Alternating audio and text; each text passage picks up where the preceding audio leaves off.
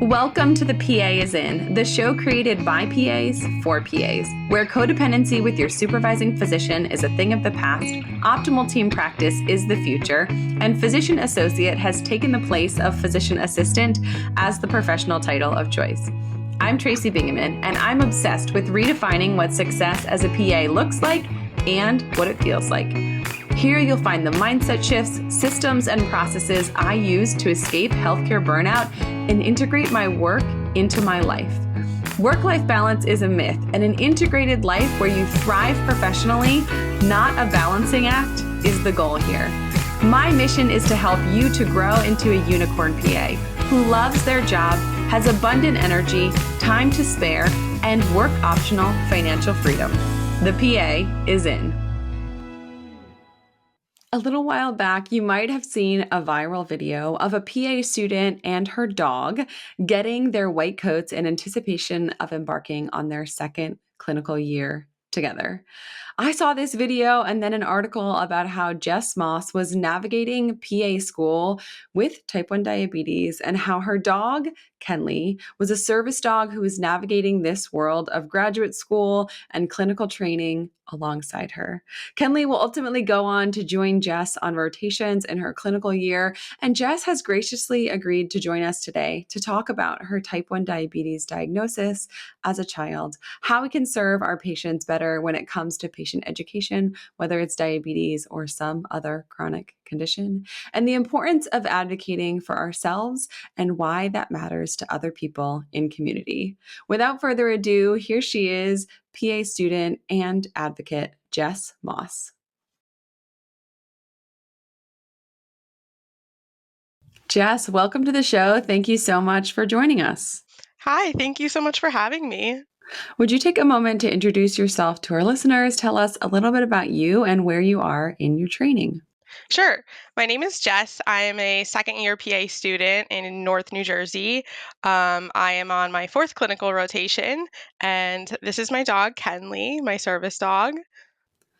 So tell us about what this has been like in terms of you sort of coming into adulthood with a service dog, navigating that in terms of school and applying and what that even looks like. Yeah, totally. So I got Kenley going into my senior year of high school. So we've been working together for quite a bit of time. I got her going into senior year of high school. It's really fun to be in high school with a service dog. But then we went away to college, and going to college with a service dog was definitely a little more work than I anticipated. You're taking care of yourself for the first time and a dog. So we had that. And then she came through college with me, and now we're in grad school together. So she's really been here for a while with me, by my side, and, all of the little journeys that come along with college and grad school. Sure. So does Kenley is she either working or not working? Like, do you release her from duty? Does she have off time just like we as humans need off time? Yes. Well, yes and no. So Kenley, when her vest comes off, she knows that she's not working anymore, and you could see it. If I take it off, she kind of does her little zoomies. Um, but she's still working. So Kenley can't turn off when she smells my blood sugars. So she's still gonna alert me even when she's playing and when she's technically off. Okay. Yeah. Yeah. Interesting. So when you were applying to PA school, did you disclose this? Like, did she come to class with you? How did that work? Yeah. So when I was applying to PA school, I was a little bit nervous. So my application cycle to PA school was pretty untraditional. I was debating between med school and PA school, and then I applied to PA school on the last day of the cycle to one school, and I said, if I get in, then we go to PA school. So I was super lucky, but in putting my application together, I really debated whether putting Kenley in the application was a good idea or not, just because I know that it can be seen as like extra work. Um, some organizations I've been with in the past don't like the appearance of having a dog. Um, I didn't know the ease of the disability services at school. I was thankful in college to have, you walk into these big colleges and you say, I have type 1 diabetes and I have a service dog, and they already know everything that you need for accommodations. They know exactly what you're going to need, and there's no room for um, me to say, I don't know what I'll need in this setting. So going to a smaller grad school that wasn't really well versed in either topic definitely made it a little daunting. My school was very welcoming. During my interview, I did put Kenley in my application. I talked about it. I chose to because I felt like it was authentic to me, and I knew I wanted to bring her to class in grad school. She had come to class with me in high school and college, and she's so helpful to me that I felt like I was doing both myself and her a disservice not to disclose that. So I did. It came up in my interview, and my one of my interviewers, he was a professor who just absolutely loved dogs, and it turns out to be the same professor that gave her her white coat. Um, and my school was super welcoming. They got her a bed, so she had a bed in class for those long days. I really was never faced with challenges from my school. They were very excited to have her. I would love it if you could tell us how this experience of navigating type 1 diabetes as a patient has informed the way that you interact with patients on rotation or the way that you feel about the healthcare system or kind of how we're taking care of patients with type 1 diabetes in particular or just patients in general. So I was diagnosed with type 1 when I was 9 years old. Um, that was back in, oh gosh, like 2006. So the diabetes world looked very different. I was thankful for the age I was diagnosed at because I really never went through a denial period. It just became part of my life. Um, but that came with uh, the big hospital stay when I was diagnosed. And then you're following up with your endocrinologist, I think about every month at that point, and they set you up with a dietitian, they set you up with social work, nutritionist. They really gave me a good diabetes education as a kid. And I went through my adult life not realizing how different it is sometimes, practice to practice. So I was really thankful. There were times in my teenage years that I definitely hated the fact that I had diabetes. I didn't take the best care of myself. But for the most part, I was always pretty um, accepting of it. And, in high school, I started to really like science. I knew I wanted to do something in the medical field. I was between vet school and med school and nursing and PA, PT, everything. And I think that came from my exposure to the medical system and my exposure as a patient. Um, so when I was applying, um, a big part of the reason why I obviously went to PA school was my diabetes. Um, I worked at an endocrinology clinic as an MA before PA school, and just seeing the difference in care with like adult diabetes. When somebody's diagnosed, they come in and they have a 45-minute appointment with the endocrinologist, and they're not well versed in how to take care of themselves, and that really upset me. Because I felt like I always had such a good education from a young age. I was able to take care of my own diabetes at the age of 10 without consulting my parents to count carbs or dose insulin. So I was always super grateful for that. But I think there needs to be a lot done in the system to help diabetics because, as we know, the reason why people get complications and end up in bad places with diabetes is because they don't take care of themselves. And instead of approaching that from a place of judgment, we should be saying, what can we do to educate these patients better to take care of themselves? Because the reality is, when you talk to these patients who are, I talked to a patient pre-op before his cabbage, and he really had no idea how to take care of his diabetes. And he kept showing up to the hospital with really high blood sugars. And um, he never knew how to take care of it or the importance. And it's really unfair that he ended up in this situation just because he never had the exposure to proper diabetes education. So that was a really big part of it. And having diabetes always makes you an advocate for yourself. I was very comfortable standing up for myself from a young age. So it was like a no-brainer once I entered PA school when I had to stand up for, other classmates or myself in settings where I was uncomfortable in the operating room when I say my blood sugar is low, I need to step out, that kind of stuff. So it definitely I think it makes me very aware as a provider or a future provider and as a student on clinicals right now of, you know, saying maybe we need to take the time to educate the patient. And I think that's the beauty of being a PA. So Sure. Yeah. It's so interesting the way you describe this global reaction to your kid. You get this diagnosis. Here are the resources. We know you're going to have this for the rest of your life.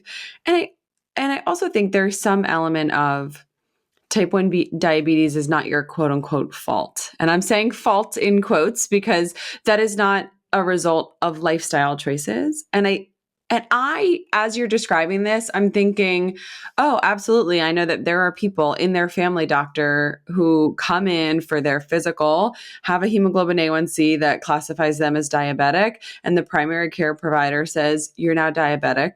Here's some metformin. See you in 6 months.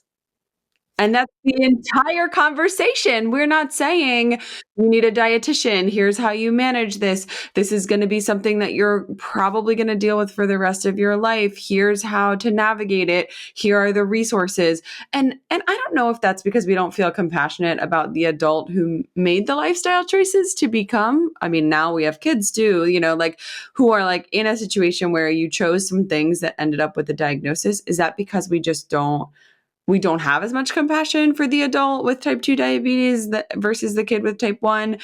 It's very interesting the difference in how comprehensive the care is. And that is something that, like, whoever is listening, think about your practice and think about the thing that you feel unsettled about. Like the thing that someone comes in and you say, I have a 15-minute appointment. I'm telling them something big. I know they're going to need to modify their lifestyle, but I can't sort of get my hands around getting them the appropriate resources. What can you do for that person in your practice to support them better? yeah, I think there's a lot of room for growth in that sense.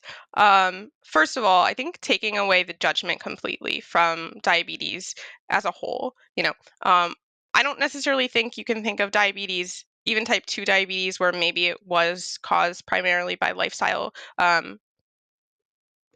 decisions per se. I don't think you can consider it a fault of somebody's. Rather, look at the system. Look at where we are in the system. How difficult it is to get access to care. People don't see their physicians because it's so expensive, or they can't get in for an appointment. Even to see the endocrinologist, I have to book that appointment 6 months in advance. Um, I can't come in on a day that I'm saying, I've had really bad blood sugars for the past 2 weeks. I really need you to look at everything. That barrier to care, I think, is the first really big disservice to diabetics. The second thing is I think that we focus too much on the big picture, and we make it too. When we talk about diabetes to patients, especially newly diagnosed diabetics, and I've seen it done so many times, we just talk about like, this is bad for your kidneys, this is bad for your feet. You just need to take care of yourself. And I think a lot of patients struggle with grasping that. It's too big for them to see the future. Um, for some people, it works. Those scare tactics work.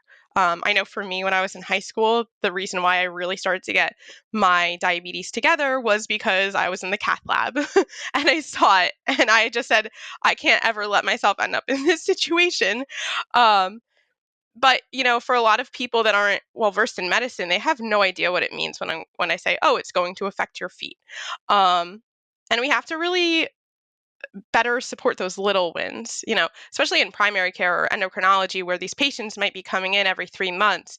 Small wins over the greater time are going to be so much bigger than forcing somebody to make a complete 180. And I've seen the conversation around diet go, oh, well, you need a better diet, cut out carbs. And that's really outdated advice at this point. I don't really think that umbrella advice is super applicable to most people. I think we really should be referring to our dietitian friends and saying, hey, this person can help you come up with better food choices that you enjoy, stuff like that. Just really using our other healthcare professionals within the system to help us better treat the patient, because we're doing them a disservice by only providing them with the 15 minutes. There's diabetes educators, there's people really well versed in this stuff. Um, and diabetes is a major diagnosis, and I see it just brought up too many times in passing, that I think we really need to make it just as big a conversation as the impact on their life, because the reality is it's going to impact every single decision they make during the day if they understand it well. And approaching it with that compassion, I think, is just a major need. We don't look at cancer diagnoses as something of this is that person's fault most of the time, or we shouldn't look at it that way. So why are we so quick to judge diabetes? Even in PA school, there were a few times, type 1 isn't something that we talk about so much in PA school. Um, and my endocrinologist spend most of the time with the PA. She's so well versed in the data, and I think it's really a disservice to us to not learn that much, because we learn that it's rare. It's 5% of diabetics are type 1s. So if you only learn that much, how are you going to take care of that person that maybe can't get access to an endocrinologist and they're in your primary care clinic and you have the ability to control their blood sugars and potentially manipulate their insulin? If we don't learn it, then how are we going to do that when the time comes? If you're often freezing at work, you need Scrubmates, the insulating underscrub to treat your shivering. Like a bear hugger for providers, these underscrubs will keep you warm even in the coldest environments. Scrubmates offers a sleeveless option approved for the OR, as well as long-sleeved options for those who work elsewhere. They even have a patent-pending pocket for your valuables. No more tying your rings to your scrub drawstrings. Life is too short to have goosebumps all day. A PA-founded company, Scrubmates is on a quest to make your day more comfortable with super soft, functional, and affordable scrubs and underscrubs. Head to wearscrubmates.com to fight the hospital freeze. And that's going to touch every aspect of medicine. Like, I am not medical, I am surgical. And all of these patients who are coming in for surgery who need, post-operative inpatient management of this, we oftentimes consult medicine. Occasionally we'll consult endocrine, but we are usually the person who is ordering their post-op, what meds are we resuming, their NPO for a period of time. How does that affect them? Like, we all need a working understanding of this because it's going to touch someone's septic and admitted. That's going to change their sugar, right? Someone's getting a surgery, someone's changing a med, like all of those things integrate into affecting their blood sugar. So there's really no part of medicine that is sort of exempt from just a general working knowledge of what do I do and see patients for? How is that going to affect this major metabolic disorder that they have that is an everyday thing for them, but this is out of the ordinary. So because their body is stressed, because we're fighting an infection, because we're doing surgery and recovering, because we're giving them anesthesia, whatever you're doing, that those things are going to affect the way that their body processes sugar, the way that, they need to be dosed with their insulin. It's just such a good reminder. Yeah, and I think too, when I was on my surgery rotation, I remember I was looking at a patient's labs who was post-op, and the blood sugar was pretty consistently in the upper 180s to 190s, and I looked in the chart and it was never intervened on. Not that that's a super high blood sugar, but this patient is post-op. We know that post-op complications are worse for people with bad with poor blood sugar control.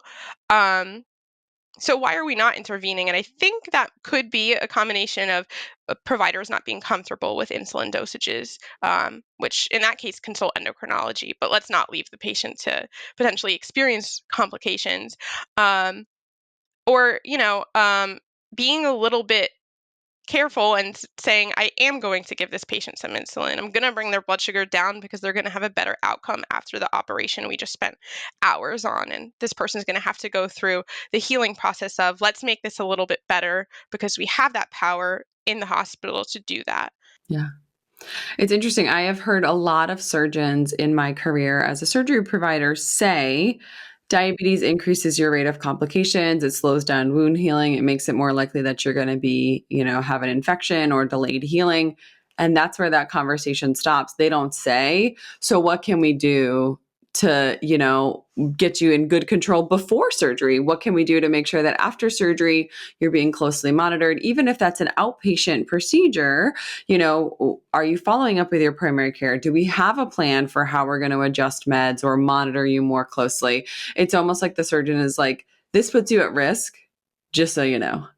And we don't follow up. That's a great point. I always hear that too. I hear people say, whether it was PA school lectures or in practice in the hospital, people bring up diabetes and they're like, oh, check their feet because they might have neuropathy. And it's like, Yes, but I have this conversation with the students I tutor. When we're talking about diabetic neuropathy, if we're talking about a 16-year-old who was just diagnosed, that's not the same as talking about an 80-year-old who's had it for 30 years and might have had a high A1C. If this patient had an A1C that was 5.5 for the last 30 years, why are we so worried about those end complications as much as somebody who's poorly controlled? And I think we don't have those conversations between like the poorly controlled and the well-controlled diabetics, and how we bridge that gap and make more people fit into the group of well-controlled diabetics. Because there's so much conversation about complications. As soon as you bring up the word diabetes, people think of all those complications, but they're not thinking about the nuances, and that not every single diabetic is going to end up with all of these complications, especially if we intervene early and provide them with that much needed education. Yeah, yeah. It's incredibly interesting, and I want to circle back to something that you said earlier when you're this relatively young kid, you get diagnosed and you're sort of bumping along, living your life with this plan and managing your own diabetes, and you sort of said, "Hey, I got to this point where this was not a priority, where I wasn't really focusing on my health." And to the provider who's seeing that person, whether it's diabetes or some other diagnosis, who's really not prioritizing this, and the provider's like, I'm feeling frustrated. I know that this person has potential for bad outcomes, for complications. You said, hey, me saying you're going to be blind and on dialysis and without feed and having a heart attack, it didn't really motivate you in terms of me telling you, hey, here's all the bad stuff that's down the road if you continue on this path. What are some aspects of this that we can say to the person in terms of like shorter term? Like, hey, here's why this matters today or this month or this year, because a lot of us do not have the patience to care about heart attacks at 55 when we're 15, right? We just don't. We don't think 40 years down the road. We think 4 days or 4 hours or 4 minutes down the road. Yeah, absolutely. And I think that brings up a really good point. Again, I think the biggest thing is small wins, and positive reinforcement. We talk about how effective positive reinforcement is in so many aspects of life, but then when it comes to treating diabetes, we're really only talking about negative reinforcement, telling these patients this stuff. So celebrating those small wins and maybe just telling them how they're going to feel on a day-to-day basis. People might not realize the brain fog they have from sitting at a blood sugar of 250 all day. But when you bring it to their attention and they realize how much better they feel when their blood sugar is in range, I think that's really effective. I think the addition of CGMs is super effective because these people can look at their blood sugars. We know we have the data to show that that is an effective treatment, and helps affect that outcome for a lot of diabetics because they're looking at their numbers and they're aware that their blood sugars are out of range. So really using those tools that we have, I think that will better serve diabetics in the long run. Yeah. And even taking the opportunity if someone comes in and they've had, a 3 or 6 month stretch where their numbers are creeping up, where they're headed in a direction we don't want them to go, like what's been going on? First of all, can we identify, was this like I had a sick family member? I had a super stressful season. Was this like a temporary sort of situational thing? Or, also saying to that person, how have you been feeling? Like, do you feel any different with these sugars that are out of control? Like, how did you feel last year? Which do you enjoy more? Like, just getting them to sort of buy into you are not a passenger in this journey, right? Like the choices that you make affect your numbers in a very real way. And the other thing I have found with patients is that hemoglobin A1C is they're like, well, it's an average, right? Like, it's like, they are like, well, I had a lot of good days. I feel like I was really doing well. Well, that number isn't going to lie. So if you've been higher and maybe it's higher when you're not checking, maybe it's higher, because I do think there's some behavioral, like, well, I'm not going to check now because I know it's going to be high, right? Because I know that I didn't make great choices. But when you're faced with the data and you say, hey, your hemoglobin A1C is this and it was this, we're headed in the wrong direction or we're not improving as quickly as we'd like, helping them to take a look at like, what are you doing? Like, the provider is the person who feels responsible for this, but the patient is actually the one who has to live the everyday and make sure they're taking their meds and monitoring. Yeah, you brought up a few really good points there too. I think, um, we you brought up good days versus bad days.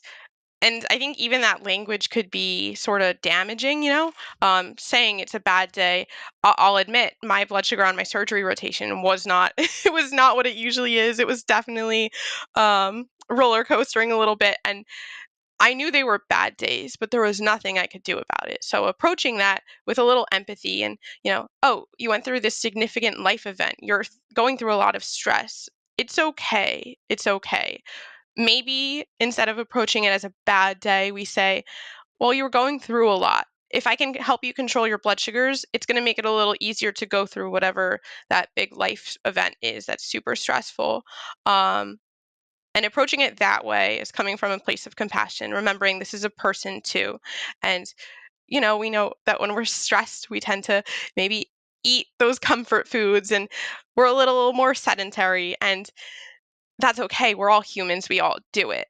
So why are we approaching the diabetic who's poorly controlled, maybe because they're going through something, as it's their fault, instead of holding their hand through it and saying, how do I make this more manageable for you? And how can I make you feel better going through this from a diabetes perspective?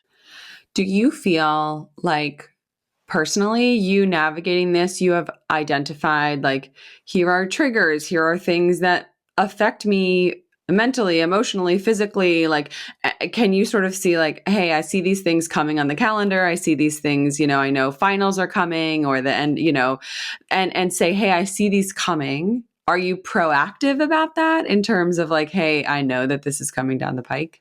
Yes, always. I always know that during final season or exam season, I know I need to keep my blood sugar as well controlled as possible because it's harder for me to study if my blood sugar is not feeling good.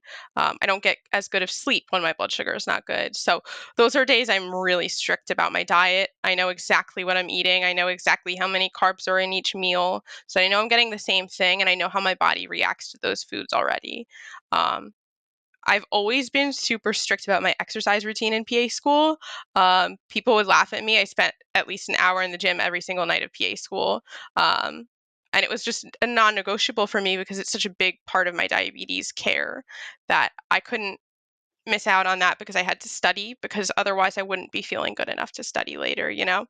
Um, so just knowing those things that help you control it better, encouraging our patients to say, hey, if you take a 10-minute walk after your meal, that might help your blood sugar. And it's 10 minutes. Um, Stuff like that, I think those little steps make a really big difference. Do you feel like this diagnosis and navigating it, like having done a surgery rotation, was that data and that input that you gathered in terms of like, hey, while I was in the OR and I had these long stretches where I couldn't eat, and then I had a short period of time where I could eat, and then I went back into the OR, or it just wasn't an ideal setup? Has that informed when you're thinking about specialty and setting and where you want to work after graduation? Do you take that into account? Yeah, absolutely. It's funny you say that. I remember I was standing across from one of my preceptors on my surgery rotation. We're all scrubbed in, and he was like, "Do you like surgery?" And I was like, "Yeah." And he was like, "Do you think you want to do this long term?" And my first answer was no. And it wasn't just because of the operating room, it was how much extra work I had to do in a day to take care of myself, to make sure that if I was standing in a 6-hour surgery, I wasn't going to go low.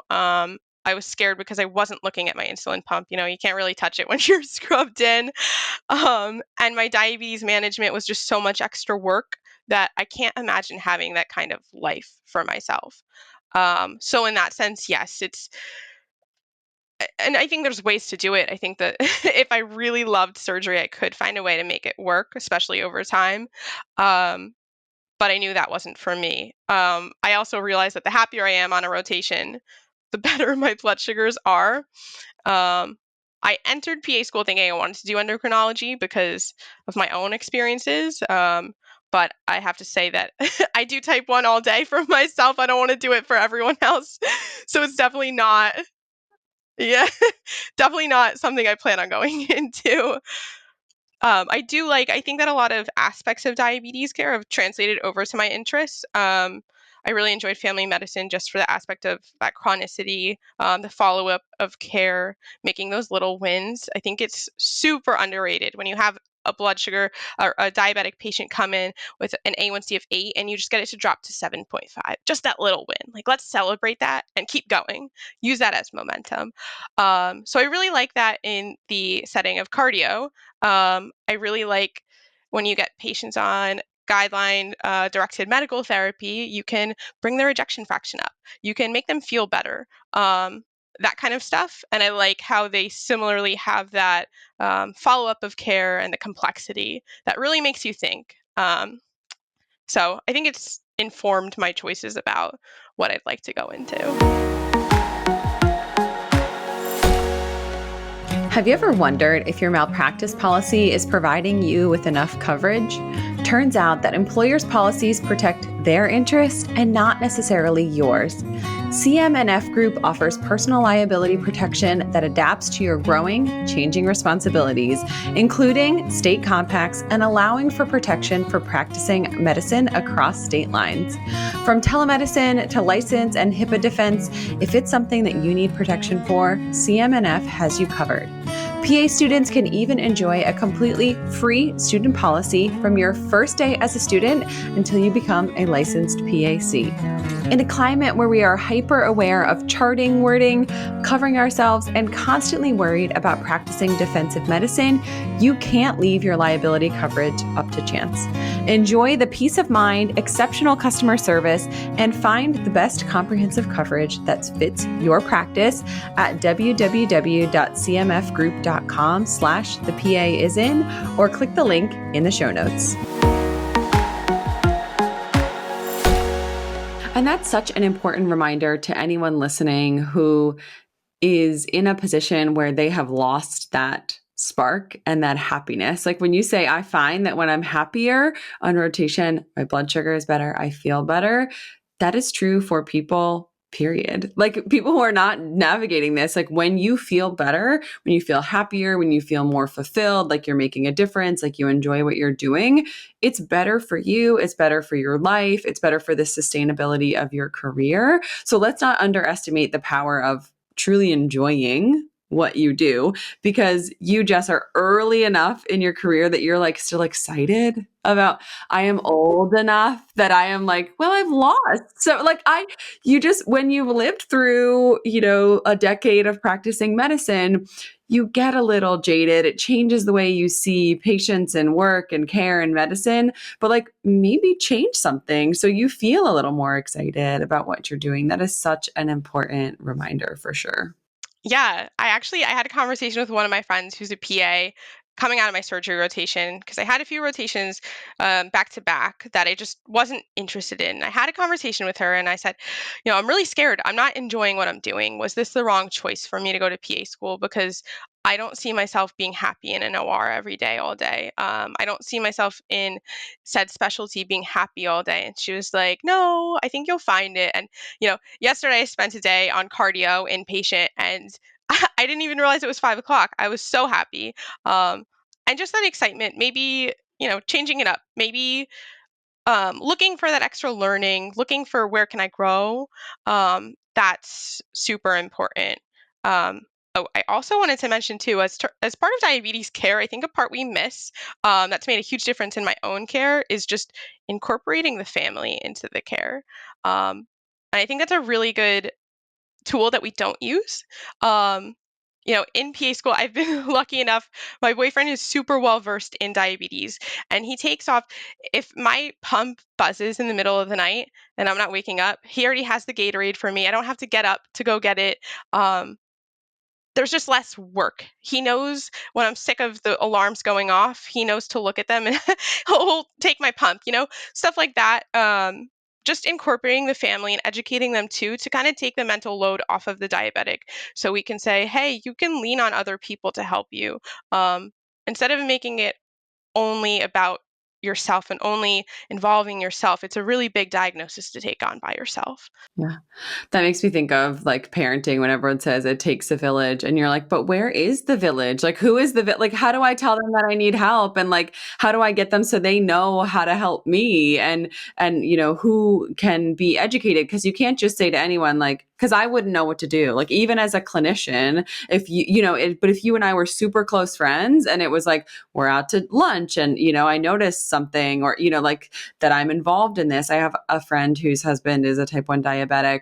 And she will constantly say, like, well, when he's traveling for business, I have to, if he hasn't texted me in the morning, I'm immediately like concerned that his alarm went off overnight and I wasn't there to wake him up to say, that it's just this extra layer of things. And the thing that popped into my mind when you were saying this is like, I wouldn't know. Like, say I just came across you and said, hey, you're a student and I want to interview you about your experience. And I didn't know that you were a type 1 diabetic. There are so many things that people are dealing with that don't have external cues or clues. Like, we don't always know that someone is navigating a new chronic diagnosis. We don't know that they're navigating depression. Like, there's a whole lot of people who look and are walking and talking and appear very normal that don't have a physical manifestation of what they're dealing with. And we don't know what they're going through, people we encounter in life or people, patients, like anything. There's so much that we can't see that, like, unless we ask or unless we say, like, how's it going? How are you doing? And truly say, like, how are you really? Not just how are you? Good. How are you? That we really get into the weeds of, like, how is your life? What are you struggling with? What's going well? That we sometimes miss the opportunity to support someone who we care about in these situations. Yeah, and I think that plays into a lot of how Kenley's really helped me through this journey. One of the fears when I got her was that my parents were afraid that they were afraid that Kenley made me um, visually stand out and made it more apparent that I had a disability. Because I was walking around, unless you're looking for an insulin pump, you're not going to really see that I'm a type 1 diabetic. But all of a sudden, you're going out in public with a service dog and everyone's coming up to you, oh, why do you have a service dog? And it really fosters that conversation, whether you want to be a participant or not. And, you know, people have things to say about that. And it really makes an invisible disability visible. So that was something that as a 16-year-old in high school, I wasn't necessarily prepared for. But at 26 and going out into public with her, I'm ready for it. I know that it can help educate other people. We saw when the video of me and Kenley went viral. I had so many other med students and PA students reaching out to me that also had service dogs, also had diabetes, also had a disability, and were afraid to apply to school because they were afraid of how that would affect them in school.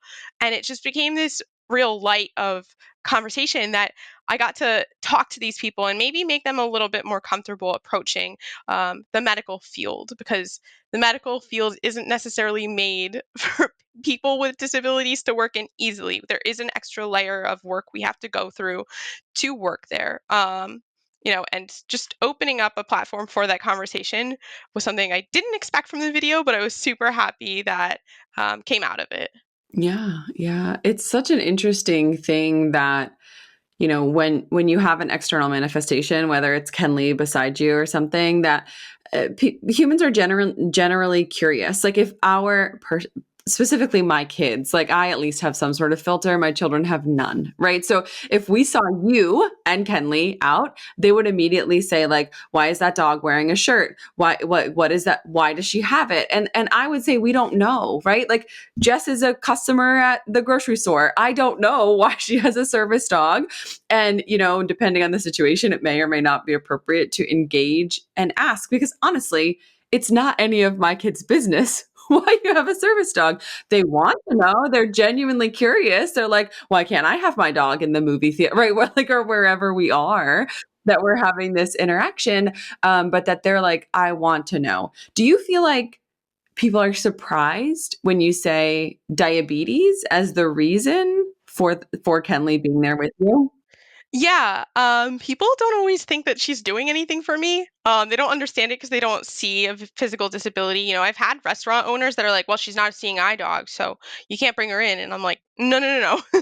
That's not the way the law works, and that's just not the way service dogs should be interpreted." Because something I think you have to take on as a service dog owner, that's not, I didn't understand this again in high school, is you're an advocate for the person that walks in behind you that might not have the same ability to advocate for themselves. Thankfully, I can advocate. I can educate you on why I have a service dog and what she does for me and the laws regarding it. But the person that walks in behind me with a service dog might not have that same ability to do so for whatever reason. So I have a responsibility to other service dog owners to explain that and make it easier for the person walking in behind me. Um, so I think that really, I think the education aspect is important. I don't always have the patience for it. And there's days I'll walk in somewhere with a hat and sunglasses, and I'm just like, I don't want to talk to anyone about my service dog as I'm trying to get milk from the grocery store. But I think when we have the patience to have that conversation and provide that education, it's not only serving us, it's serving everyone that comes after us too. What an important reminder about advocacy and how we all have an opportunity to advocate for anyone or anything that we see that is inappropriate, illegal, immoral, whatever it is that's happening. But also, I'm so glad you said that because I wanted to bring up this point about boundaries. So I think when we're passionate about something, when we want to be an advocate for ourselves, for our patient, for people with service dogs, whoever it is, it can sometimes feel like we do that at the cost of our own health and wellness. How have you dealt with that in terms of building boundaries and saying, like, this person is in the wrong, they're not being appropriate, they don't understand the law, and I'm going to walk away and not engage or not explain or not let this person who says something that they're just like, this seems like a crock of bologna to me. And you're like, this is my life and my diagnosis and the way that I'm surviving, that they're judgmental or dismissive of that. Yeah, I think it's just all about kind of being able to feel for who's going to be receptive to your comments. There's people that you could have this conversation with a million times and they're still going to keep going with it and still keep rejecting what you're saying. And it's the same thing in medicine is um, you have to know when the time to just walk away and say, I've done what I can do. This is getting to a point where it's frustrating me and I'm going to take this home. When I was younger, I used to get almost embarrassed when I was with Kenley because I was 16 and I was a little shy introvert, and going into public with a service dog brought a lot of attention that I wasn't ready for and I didn't want to take on. And then I would just be really dismissive and, like, frankly rude to people because I didn't want to have that conversation. And then I almost resented Kenley for it because I'd look at her and I'm like, you're making this conversation happen. Um, as I've grown with time and been able to see the other side, I'm super thankful for that conversation that I'm allowed to have because of her. And I see it as a privilege. And Kenley opens that door for conversation and education. I think a lot of people go into PA school because of the aspect of patient education. We're known for providing that. And I think that's been a major part of my life um, outside of medicine for so long that that's what kind of drew me to it too. So kind of just knowing who's going to be receptive to it and not. There's still a point of I am going to inform you because I'm not going to let you walk away without knowing the other side. Because maybe when we walk away from that conversation, you'll just be thinking about it. Even if you are super stubborn and arrogant, you're still going to be thinking about what I said and maybe questioning, am I right? Yeah. It's so important to remember that we all have a role for advocacy and involvement and having those conversations, but we are not solely responsible for informing everyone.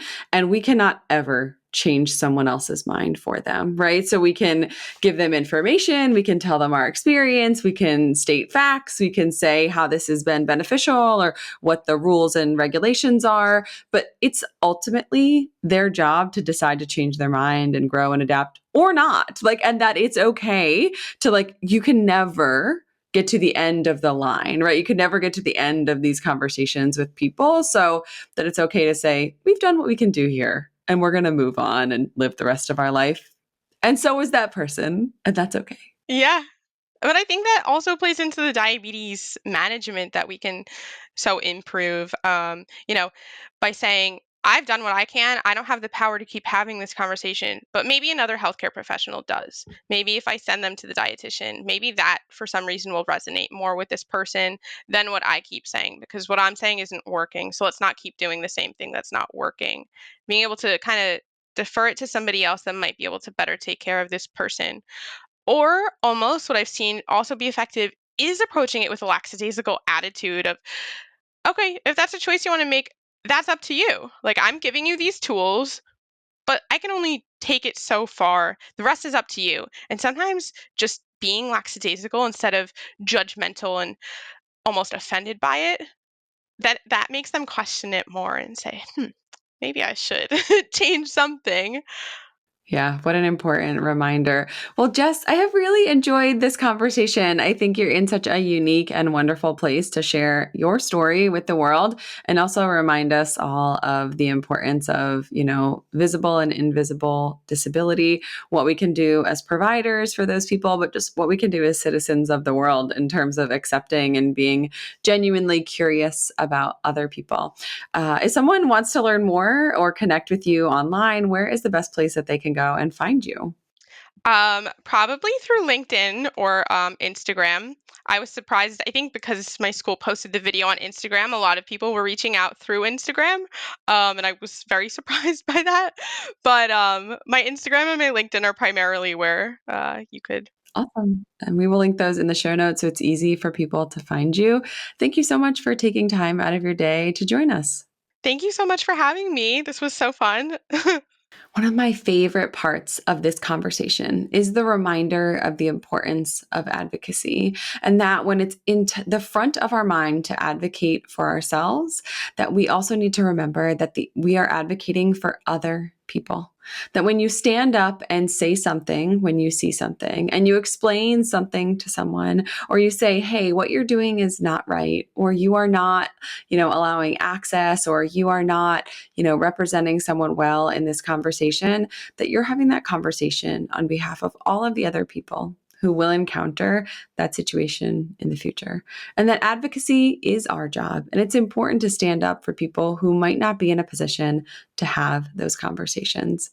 Thank you, as always, for tuning in to another episode of The PA is In. This PA is out. Congratulations, you've just joined an awesome club. By listening to a full episode of The PA is In, you are officially on the Unicorn PA team. Welcome aboard. What most team members do is they subscribe to the podcast because that allows them to automatically get the latest episode of the show. The life of your dreams exists on the other side of taking action. Keep making small shifts and keep getting better. Your life will improve, your career will soar, and you will have the confidence you need to create your own success. I will see you in the next episode. This PA is out.